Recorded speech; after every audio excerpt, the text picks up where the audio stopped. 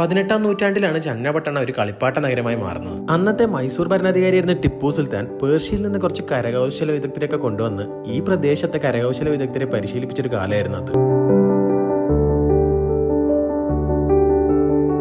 ഇന്ന് ചന്നപട്ടണയിലെ ഈ കളിപ്പാട്ടങ്ങൾക്ക് UNESCO geographical indication tag കൂടി ലഭിച്ചിട്ടുണ്ട്. പരിസ്ഥിതി സൗഹൃദവും വിഷരഹിതവുമാണ് ഇവിടുത്തെ ടോയ്സ് എല്ലാം. ഐവറി വുഡ് ഉപയോഗിച്ചാണ് എല്ലാ ടോയ്സും ഉണ്ടാക്കുന്നത്.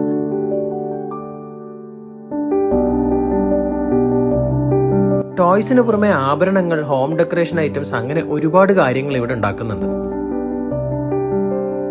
ഈ കരകൗശല വിദ്യ ചന്നപട്ടണത്തിലെ ജനങ്ങളുടെ സമ്പത്തിന്റെ ഒരു ഭാഗമാണ്.